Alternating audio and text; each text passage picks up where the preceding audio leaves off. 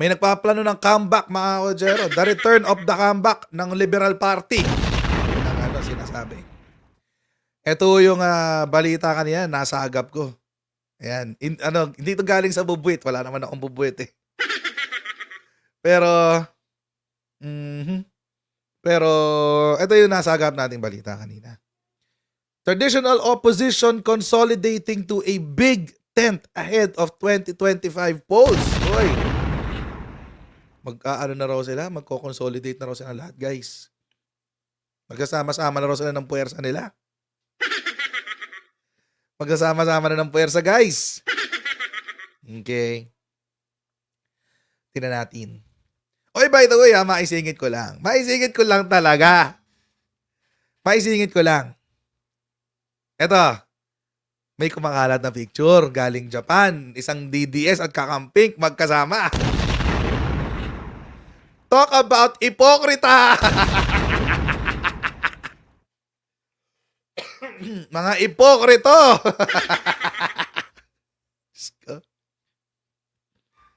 Ay, naka. Mga ipokrito talaga.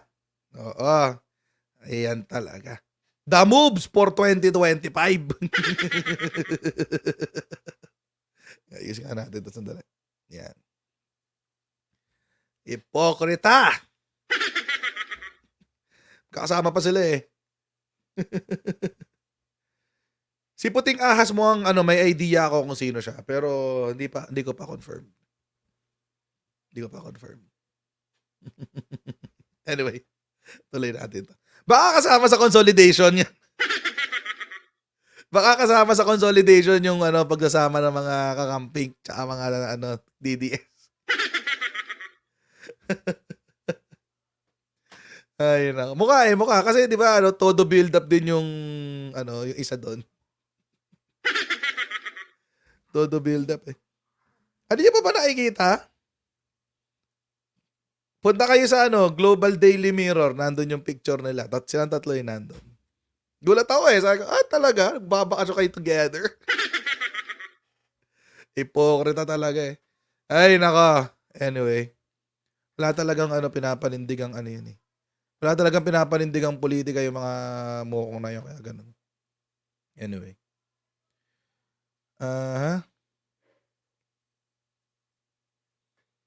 Sama-sama silang lahat. Bahala sa buhay nila. Game. Baka kasama sa consolidation yon. Ito kasi sabi, despite suffering setbacks in 2 previous elections, the so-called traditional opposition, wow, feel nyo pa talaga, has been pushing to consolidate into a bigger tent ahead of 2025 midterm polls, a political analyst said on Monday night. So kagabi pa to. Si Ronald Llamas ang nagkwento. Ang sabi niya, Ronald Llamas said he does not expect the traditional opposition, the political factions that have staunchly opposed both Marcos Jr. and Duterte administrations, to fall behind amid signs of growing cracks between allies of President Ferdinand Marcos Jr. and Vice President Sara Duterte Carpio. Yan. So hinanap ko yung video na yan kahapon at natagpuan ko siya. Mahaba 26 minutes. So ang ginawa ko na lang, kinat ko na lang yung context kung bakit napag-usapan yun, tapos kung bakit kung ano yung sinabi tungkol dyan sa pag-consolidate daw ng kapangyarihan ng mga ng mga dilawan. Ay no. So yung DDS ba ngayon dilawan at digong supporters. Ay, no. Anyway. Nag-e-evolve eh. Tuloy na natin to. Pero bago natin gawin yan, as usual, mga kotsero, tayo muna ibabati sa mga kaibigan natin sa Sendwave! Kung kayo ay nasa US, UK, Canada, Italy, France, Spain, Ireland, Belgium, may pwede na po ay magpadala ng inyong mga remittances sa Pilipinas using Sendwave. Mga kotsero, ang gagawin nyo lang ay i-download ang Sendwave app. Gawa kayo ng account, lagay nyo ba ang account details dyan sa loob. At pwede na kayo magpadala sa GCash, sa mga bangko at iba't ibang mga pawn shop sa bansa. At kapag ginamit nyo pa kayong promo code na Coach Jarrett, sa inyo pong unang padala ay makakuha kayo ng karagdagan $20 free credit. Kaya ayan, gamitin na si Sendwave for all of your remittance needs. Over the weekend, a blog post by retired General Johnny Macanas claimed that a manifesto expressing withdrawal of support for the president has been making rounds within the military community and among civilians. Now, we're taking this report with a grain of salt, but essentially, Macanas claimed that many retired generals will be signing this manifesto, many of whom have reportedly lost trust in the president and want a change in leadership. This comes on the back of speculations about so-called rumblings in the military. Now, recall that last November, AFP Chief Romeo Browner had to clarify an issue about DSTAB or destabilization efforts among retired uniformed personnel. I will sign that manifesto. Ayaw ko na sa presidenteng ito. And I'm very sure as the sun rises in the morning and sets in the afternoon, maraming pipirma yan, mga kapwa ko, retired generals. Hindi ko lang sila pangalanan, but ang daming galit na sa administrasyong ito. When I mean AP retired generals, both PMAers and non-PMAers. Exciting ang 2024. Yet to see that copy of the manifesto that they were talking about, but one other person was in that vlog. Captain Dadu Enrique of PMA Class 83, he read a part of the supposed manifesto. Let's listen in. We seek redress by exercising our sovereign will. That we, the Filipino people, effective immediately withdraw support for the President Ferdinand E. Marcos Jr. for betrayal of public trust. And we recognize BP Inday Sara Zimmerman Duterte as the President of the Republic of the Philippines by way of succession. But dahil ito nga, may pasabog tayo January. Wait lang, bago natin pagpatuloy yan, guys. Again, with all due respect sa ating armed forces, both active and retired. Ako, mataas ang respeto ko sa armed forces eh. Mataas talaga respeto ko sa armed forces. But, ewan ko lang, hindi parang hindi ako sang-ayon sa gusto nilang mangyari dyan. Kung yan ang gusto nilang kung yan ang route na gusto nilang gawin, mga kotsero. First and foremost, kasi it violates the spirit of democracy. Kaya nga tayo may demokrasya eh. Kaya tayo may elections at makapangyarihan yung election na yan. Kasi yung election na yan ay isang ehersisyo ng soberenya. Soberenya natin bilang mga Pilipino. So, bilang isang republika pala. So, ewan ko lang again, with all due respect dito sa dalawang AFP retirees. But I don't have to agree with what they're saying. Ako, nagpapasalamat ako sa naging serbisyo nila para sa bansa. Maraming salamat sa inyo pong serbisyo. Pero, pwede naman ho siguro mag-disagree doon sa sinabi nyo po na we the Filipino people. Kasi mukhang hindi nyo po karga lahat ng Pilipino doon sa inyong statement. Pero if you have concerns, kung meron kayong mga reklamo ukol sa ating grievances and concerns ukol sa ating gobyerno, merong pamamaraan. Kung sa palagay nyo merong betrayal of public trust, then meron po tayong isang pamamaraan para masigurado na mabigyan ng hustisya yung pananaw nyo ng betrayal of public trust. At yan ay sa mode of impeachment. Yun po. Yun po ang pinakamagandang dyan. Pinakamagandang paraan. Pero mga kotsero, eto rin naman, sabihin nila, paano may impeach? Hawak ni Tambi yung Congress. May pinaglalaban kayo ipaglaban nyo. Diba? Regardless of the opposition. Regardless kung sa palagay nyo malakas ang kalaban o hindi, pinaglalaban nyo yan Talin nyo sa Kongreso. Kahit matalo pa. Panindigan na natin ang natin, sinasabi natin. Again, with due respect. With due respect po. Yun lang naman. Kasi alala ko nun si Attorney Gadon nung nag-file siya ng impeachment kay kay Justice Leonin. The odds are against him. Malabo talaga maipasa yun. Malabo talaga na ma-impeach.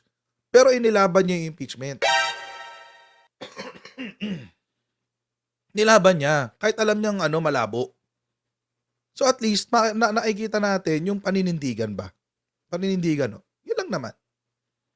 So kung sa palagay nyo, merong betrayal of public trust, the best mode to do that and to achieve justice is to file for an impeachment complaint.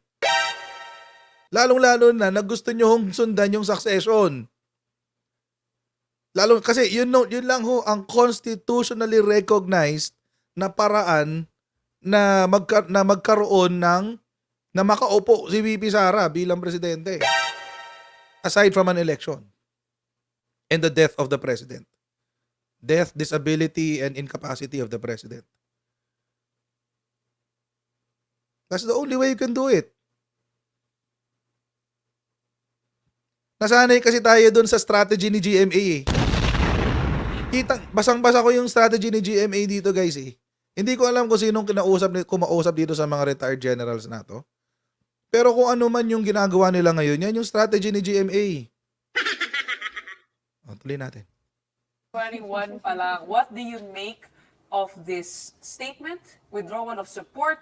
And we have to emphasize, these are retired generals. Sir Ronald. Well, usually kasi yung withdrawal of support, hindi lang gagaling sa mga retired eh. Nanggagaling yun dun sa mga nasa loob ng chain of Yung command. active. Oo. Right. Halimbawa, na nangyari nung panahon ni ERAP. It was almost a total withdrawal of support. Di ba? Yung halos lahat ng mga agencies ng AFP ay nag-withdraw ng support. No? At napilitan talaga siya na constructive resignation. Yung tawag ni Chief Justice Davide nung panahon na yun. Kaya medyo weird lang itong withdrawal of support ng mga retired na mga generals. No? Kaya, pero maganda rin yung... So valid ba siya, sir, sa Ha? inyo? Valid ba to? Does this carry any weight? Given that retired nga po Well, sila? dapat tignan natin yan sa context ng mga iba't ibang pangyayari. Paano several months ago, sinimulan na yan ni ex-President Duterte nung sabi niya tax boycott. Civil disobedience. Yun parang nasa element yun ng withdrawal of support. Dahil bawal yun di ba? Bordering yun ng destabilization. No? Kaya siguro konektado rin doon yung sinabi ni Chief of Staff, AFP Chief of Staff General Browner. No? Yun yung context ng mga kanyang sinasabi ng mga destab at saka coup attempts. No? Medyo magkaiba yun, destab at saka coup attempts. Pero punong-puno ng kahulugan yun. At ngayon, nakikita natin itong mga efforts na ito na parang konektado ron. Ang kaibahan lang dito, talagang merong overt na pag-transfer ng support sa Vice President. Di ba? Yun yung... Klaro. Oo. May pagpapangalan. Yun Withdraw yung support, sinasabi ni Danny tapos- earlier na may succession. Yes. Yes. Meron silang Pero gusto ko may malaman agenda kung anong doon. nasagap na chismis ni Sir Manny throughout the day. Kasi madaming manifesto eh. Oo. Okay. Oo, siguro dalawa sa yung manifesto ngayon eh. Pero yung nakita nating vlog, na dalawang tao na salita, no? Si Captain Dado Enriquez at si General Macanas, parang nakakatawa. Kasi may advertisement pa, di ba? Bili kayo ng Oo, tsokolate. yung sugar-free chocolate. May ganun pala May yun. number pa. May number pa binigay, oo. May ganun palang factor yan. Okay. Kasi kung nag-advertise ka ng tsokolate, seryoso ka. Saka anyway, yung mga Oo nga naman. retired officers, wala namang tao sila eh. No? Talagang ang withdrawal of support will come from active duty officers. No? We saw that in 1986 when Defense Minister Enrile and General Fidel Ramos announced on public television that they are withdrawing support from President Marcos Sr. Iba naman. Talagang may tao sila. Okay. No? And then, nag-domino effect, the other generals came to support them. In 2001, it was General Angelo Reyes, the Chief of Staff. Siyempre, ikaw yung mataas, nagsunuran lahat, no? And then, ito yung in contrast, no? Panahon ni Gloria, in 2006, there were some generals in the active service who were calling for a withdrawal support. Eh, kaso di naman sila supportado ng Chief of Staff at nung Senior General. Kaya wala nangyari. Natalo sila. No? So, I think yung withdrawal of support will only succeed if the people on top, no, the one leading the troops, will announce it. No? Okay. Otherwise, ano lang yan, propaganda, Opinion lang. alliance. How about the other? Yun. Propaganda lang daw, sabi. Okay. So ito yung background nung usapan tungkol dyan sa pag re-reunite o pag solidify, consolidate ng kapangyarihan ng Liberal Party. O tuloy ngayon natin itong video. Other colors in the political spectrum. Yung mga sinasabi nating dilaw, pink, at Saan kung sila ano-ano po pa, pwesto, asul. sir? Give us an idea. Will they fall behind these two political factions, or I mean, what do you think? Mukhang hindi naman, no? Mukhang meron silang efforts to consolidate. Nag-unfold pa rin yan, no? Mukhang may plano na magbuo ng big tent, no? Para sa 2025 election. Hindi natin mape-predict kung ano yung magiging complexion niyan, sino kasama, no? Pero ang sigurado ko ay merong efforts, no? Para mag-consolidate. Pero malino naman sa atin na hindi sila ganun kalakas. Kaya hindi sila threat dun sa dalawang major factions, no? Dahil kung magiging threat sila, ay baka mas mabagal yung hihiwalay dahil merong mas compelling threat. Pero dahil hindi threat yung dating opposition, yung traditional na opposition, mas matindi at mas mabilis yung biyakan na nakikita natin ngayon, no? Pero mahalaga yung sinabi ni Manny Mugato, no? Dahil hindi lang ito simpleng political dynamics sa ating loob ng bansa. Nasa gitna tayo ng tinatawag nila na the great game, the superpower game. At hindi maiwasan na itong mga superpowers na ito ay gustong ma-impluwensyahan yung ating politika dahil nandun tayo Okay. literally no, sa gitna ng great game na tinatawag. Interesting. No? Kaya mahalaga na obserbahan din natin how the two superpowers will play out. Team US versus Team China. Parang pala pwede na siguro. pala kayong maging manghuhula para sa 2024. Parang ito na yung forecast. Ito yung kakaibang predictions. Usually, yes! O magiging maswerte ba? Lahat sa... Iba to, iba. Magiging Brace magulo. yourselves for a storm. Yun ang maganda sa hula eh. Pwede mo sabihin, educated guess lang naman to eh. No? But Kaya, sa mga ganitong usapan, is there a party that's benefiting? Whether it's good or bad publicity of some sort? I think it's the Filipinos benefiting because there's a real opposition now. well, yun na, Opposition na ba si Duterte, sir? yun na yung lagi namin sinasabi. No? Nasaan Good question. yung kinabukasan ng mga Pilipino rito? No? Dahil yun ang hindi masyado na pag-uusapan eh. Ang napag-uusapan dito are political ambitions. Correct. Na hindi naman natin minamaliit, pero dapat nakasentro rin naman yan. Anong mangyayari sa mga mamamayan? No? Paano itong mga problema ng mamamayan ginagamit Soft lang rejection para yun, sa mga political agenda at saka political narrative, no? Kaya mahalaga ay yung mga mamamayan ay mag-assert na rin tungkol dito. Parang yung ginawa natin na Christmas convoy. Mag-assert yung mga tao na hindi lang ito labanan ng military ng China at saka ng Pilipinas, kung hindi nakikialam yung mga tao. Sana mas dumami pa yung ganong klaseng initiatives para marinig naman at maging sentro ng usapin yung concerns ng mga karaniwang mamamayan. Lalo yung ating maliit na mga mangisda. Parang ano yun parang soft rejection ng mga dilaw kay Duterte. Tinanong kasi, sa opposition na ba si Duterte? Parang, well, political ambitions kasi yan eh. Grabe. Maka soft rejection naman to mga dilawan na to kay Digong. But anyway, so the point is, mga kotsero, the point is this. Obviously, because of the ongoing tension sa magkaalyado na unity team, yung opposition is already trying to consolidate their forces. Yun yung nangyayari dyan. And hindi mo pwedeng maliitin yun. Kasi ito na lang yung panahon, ito na lang yung pagkakataon para makabalik sila sa kapangyarihan. And, pero ito yung sa akin dyan. I think it will still not be enough. Kulang pa rin yan. Alam niyo kung bakit? Ito, libreng tip. Libreng tip sa inyo, mga dilawan. Humuhanap na kayo ng bagong tao.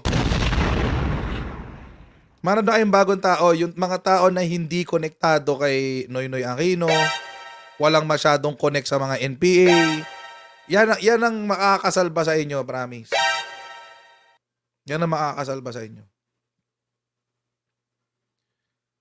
Kasi mga kotsero, if it is still the same people, tatakbo sa 2025, Trillanes, Aquino, Bam Aquino, Drilon, Pangilinan, Robredo, etc. etc.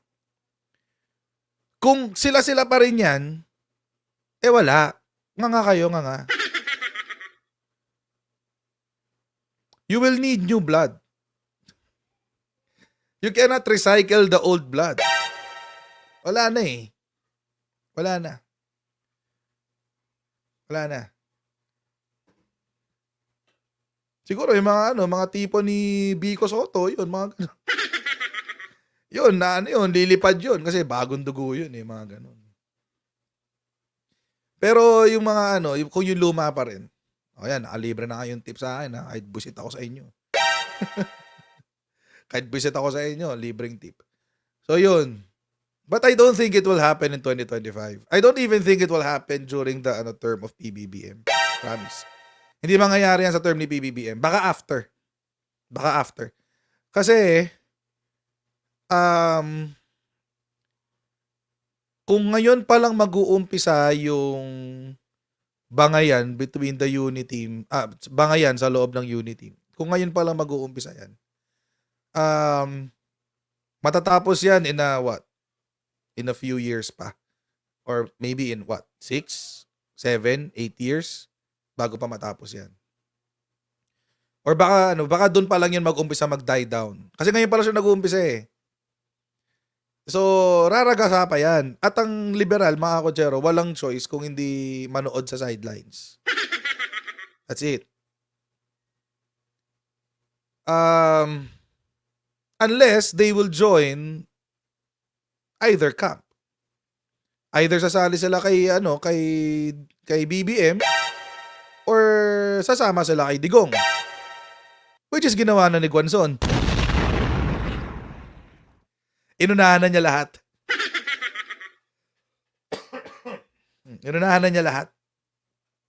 Yan. So, nakikita niyo na yung direksyon. Nakikita niyo na yung direksyon. It is what it is. Oh, mabubisit kayo sa akin. I'm just calling it out as it is.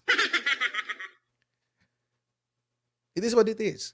Yung mga dilaw na yan, lalo na yung mga bunga ng 1986 EDSA Revolution, at saka ng CPP, NPA, never yan sasama kay BBM.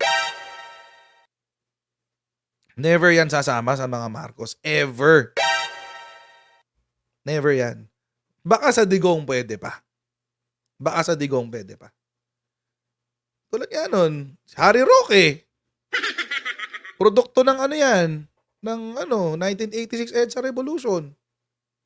O di ba pa nga yan? Si Harry Roque, tawag dito, siya yung nagtayo ng something, UP Law Center yata yun. Tapos ang pinaglalaban nila yung mga human rights violations daw ng Marcoses. Yun. Si Roque. Ito nga, bago lang, si Buangson. Diba? It's very obvious. Doon ang direksyon yan, guys. So yung mga dilaw before na nag-unity team dahil kay Sara, most probably magre-revert sila sa dati nilang posisyon. Dilaw pa rin. It is what it is. It is what it is. No, si Panelo hindi dilaw yan dati. Ewan ko lang kung ano nangyari dyan. KBL dati yan si ano eh, si Panelo eh. Abogado pa nga yan ni Imelda eh. Noon. Pero, ewan ko lang nangyari. Ba't siya, nangyari sa kanya. So, yun. So, wag niyo kalimutan mga kotsero, ang kaya po yung admin ni PBBM, admin ni Digong before, was relatively opposition, nasa stave off yung opposition. It's because yung Dilaw talaga ang ginawang kalaban. Yung Dilaw talaga ginawang kalaban doon. As in, demonize ang mga Dilaw, demonize ang NPA. Which is, kumbaga, para sa akin, it's just revealing what they truly are. Para sa akin. Ngayon, medyo 3 partido na to, hindi na to 2. Tsaka mas madali pumili dati kasi 2 lang. It's either you're for Digong or you're for the Dilaw. I'll never be for the Dilaw, so I'll choose Digong. Kaya ako sinuportahan si Digong. Kay Digong na lang kaysa magdilaw. Sugal. Di ba? Ngayon, iba na. Nung election, medyo ganun pa rin. It's Dilawan versus Uniteam. Pero dahil maraming disappointed na na maraming nagsalsal ng issue ng tawag dito, mga bitter kasi, hindi na pagbigyan sa ganito, hindi na pagbigyan sa ganyan. Dinimonyo yung mga nasa paligid nila. Ayun. 3 na ngayon ang magkakalaban. So it's either you're admin, you're of the DDS persuasion, or you're of the Dilawan persuasion. Tapos yung DDS and Dilawan, mayroong nagmimingle-mingle yan sa gitna. Ganun talaga. So ngayon, 3 pagpipilian mo. Kung ayaw mo sa admin, mamili, tas ayaw mo sa Dilaw, o sa DDS ka. Kung ayaw mo sa DDS, ayaw mo sa admin, o di sa Dilaw ka. Kung ayaw mo sa Dilaw at ayaw mo sa DDS, o doon ka sa admin. Ganun. Ganun lang yun. Kaya ako, I relinquished all of them. Baala kayo sa buhay nyo, basta ako, dito lang ako. Papanoorin ko lang kayo. It is what it is. Ngayon nakikita niyo na yung mga tawiran, di ba? Tumatawid si Guanzon sa DDS. Si Harry Roque na dating Dilaw, ngayon hyper DDS, di ba? Ano ba? Sino pa ba yung mga Dilaw na nasa DDS ngayon? Marami-rami sila eh. But it's true. It is what it is. And let's call it as it is. Para sa akin, although hindi pa naman ina-admit ng mga players ng Uniteam, sila PBBM, si VP Sara, at si Senator Amy, na may crack na ang Uniteam, I'm starting to believe that there is. Si Cayetano, Dilaw yan dati, lumipat ng DDS.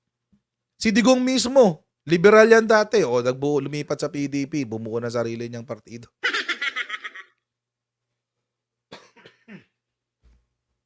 Diba? So, ganun yun eh. So, ngayon, medyo nagkaroon na ng layers. Merong solid Dilawan, tapos yung Dilaw na medyo maputla, tsaka yung yan. Ay, nako. Si Attorney Trixie, alam naman natin ang persuasion niya before Digong. So,